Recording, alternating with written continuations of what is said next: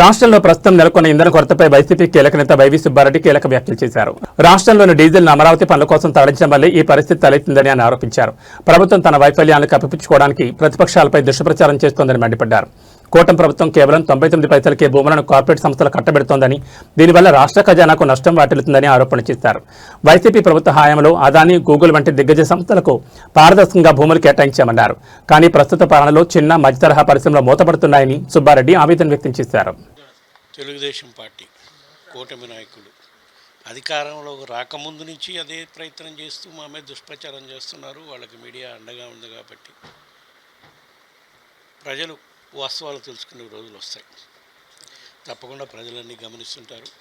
వాళ్ళు చేసే దుష్ప్రచారం ఏ స్థాయిలో ఉంటుందో ప్రజలు కూడా అదే స్థాయిలో గమనించే పరిస్థితి వస్తే రాష్ట్రంలో తప్పకుండా సరైన సమయంలో సరైన తీర్పు చెప్తారు ప్రజలు. సో విధంగా విశాఖపట్నం తీసుకుని ఓపెన్ చేస్తున్నారు. అంటే కొన్ని ల్యాండ్లు గతంలో వైసీపీ ఇచ్చారు, కానీ ఇప్పుడు తక్కువ చేస్తున్నారు. పారిశ్రామిక అభివృద్ధి జరుగుతుందంటే మేము తప్పకుండా దానికి రాష్ట్రం నుండి ప్రజలందరూ కూడా సంతోషిస్తారు. కానీ రాష్ట్ర ప్రభుత్వ ఆధీనంలో ఉండే ప్రభుత్వ ఆస్తుల్ని 99 పైసలకి, మరి నిన్నైతే 20 ఎకరాలు కూడా 99 పైసలకే ఏదో ఇచ్చారని చెప్తున్నారు. నేను చూడలేదు. అంత పరిస్థితి ఏంది? పారిశ్రామికవేత్తలు మామూలుగానే వస్తున్నారు, పెడుతున్నారు. ఇప్పుడు గూగుల్ సెంటర్ పెట్టారు అంటున్నారు. గూగుల్ సెంటరు జగన్మోహన్ రెడ్డి గారు ముఖ్యమంత్రిగా ఉన్నప్పుడు అదానికి ల్యాండ్ అలాట్ చేసి ఇక్కడ గూగుల్ డేటా సెంటర్ పెట్టడానికని, డేటా సెంటర్తో పాటు ఉద్యోగ అవకాశాలు కల్పించేదానికి ఐటీ కంపెనీ కూడా పెడతానికి అప్పుడు ఎంఓయూ చేయటం జరిగింది. సరే, అది అధికారం కోల్పోయినాక వాళ్ళు మళ్ళీ ఇంకా వేరే ల్యాండ్ కూడా అలాట్ చేశారు. చేసింది చెప్పుకోవడం తప్పే ఉంది. మా ప్రభుత్వంలో ఉన్నప్పుడు అదానికి ల్యాండ్ అలాట్ చేసాము, లేదా డేటా సెంటర్ కోసం డేటా సెంటర్తో పాటు ఐటీ కంపెనీ కూడా నిర్మాణం చేయడానికి ల్యాండ్ అలాటం చేయడం జరిగింది. దానికి మేము చేశాం కాబట్టి చెప్పుకుంటున్నాం. వాళ్ళు కూడా చేస్తున్నారు, చెప్పుకుంటున్నారు, మంచిదే. కానీ మేము చేయలేదు, మొత్తం మేమే చేసామంటే కరెక్ట్ కాదు కదా. ఇవన్నీ వాస్తవాలు పేపర్ల మీద ఉంటాయి కదా, అవన్నీ ప్రజలు గమనిస్తుంటారు. గతంలో మీ ప్రభుత్వం పరిశ్రమలు లేకుండా చేశారు, కానీ మేము పరిశ్రమలు కానీ పెట్టుబడులు కానీ మన రాష్ట్రానికి తీసుకొస్తున్నామని బాగా కృషి చేస్తున్నాం.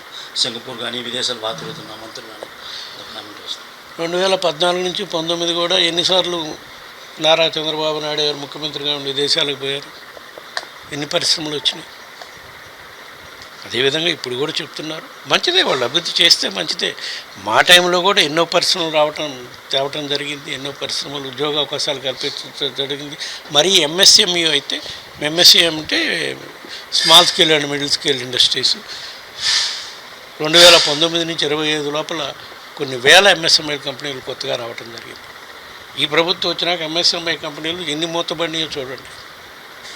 వాటికి సరైన నిధులు లేక, సరైన ప్రభుత్వ సహకారం లేక, ఈ విధంగా అన్ని చర్యలు ప్రభుత్వం చేసే కార్యక్రమాలన్నిటికి కూడా మేం చేసేటప్పుడు ఎట్లా ఉందనేది పరిశీలన కూడా చేసుకోవాల్సిన అవసరం ఉంది. మా ప్రభుత్వం ఉన్నప్పుడు ఎటువంటి కార్యక్రమాలు చేసాం, ఈ ప్రభుత్వం వచ్చినాక ఎటువంటి కార్యక్రమాలు చేస్తున్నారు. కాకపోతే వీళ్ళకి ఎన్డీఏ కూటమిలో భాగంలో ఉన్నారు కాబట్టి కేంద్ర ప్రభుత్వం నుంచి ఎక్కువ మద్దతు వస్తుంది, మంచిదే. సార్, అక్రమ కేసులు ఎక్కువ పెడతానే ఉన్నారా? మరి 2 సంవత్సరాల నుంచి వాళ్ళు చేస్తుంది అదే పని కదా. మా మీద అక్రమ కేసులు పెట్టి అందరు నాయకుల్ని జైలుకు పంపించే కార్యక్రమం చేయాలని చేస్తున్నారు. బట్ మేము చట్టాలని, న్యాయాన్ని నమ్ముకుంటాం, కోర్టులను ఆశ్రయిస్తాం. తప్పకుండా న్యాయం జరుగుతుందని మేము భావిస్తాం. సార్, డీజిల్ పెట్రోల్ సంబంధించిన అమరావతి నిర్మాణంలో కేంద్రం కొరత పెట్టింది. దాని మీద ఇందులో ఒక ముఖ్య విషయం అయితే తెలుసుకోవాలమ్మా. ఈరోజు చంద్రబాబు నాయుడు గారు మాట్లాడుతూ డీజిల్ కొరత సృష్టించడానికి కూడా మేము ప్రతిపక్ష పార్టీ కుట్ర చేస్తుందని అంత మాట్లాడుతున్నాం. ఇంతకన్నా దుష్ప్రచారం ఇంకేదైనా ఉందా? రాష్ట్ర వ్యాప్తంగా నిన్న మొన్న 3 రోజులకి పెట్రోల్ బంకుల దగ్గర వెహికల్స్ క్యూ ఉన్నాయా లేవా? మీ ఊర్లో ఉన్నాయా లేవా? ఉన్నాయి కదా. అది మేము పంపించాము, ట్రాక్టర్లు, లారీలు. ఏంది ఇంకా ఈ అబద్ధపు ప్రచారానికి, దుష్ప్రచారానికి ఒక అంతు లేకుండా పోతే ఎట్లా?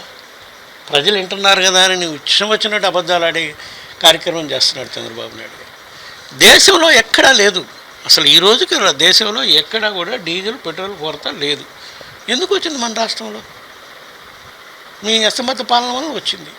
మీరు అమరావతికి డీజిల్ సప్లై చేయడం కోసం మిగతా వాళ్ళకి ఎవరికి డీజిల్ కొట్టకూడదని మీరు ఇచ్చిన ఆర్డర్స్ వల్ల వచ్చింది. ఇవన్నీ కప్పిపించుకోవడానికి మళ్ళీ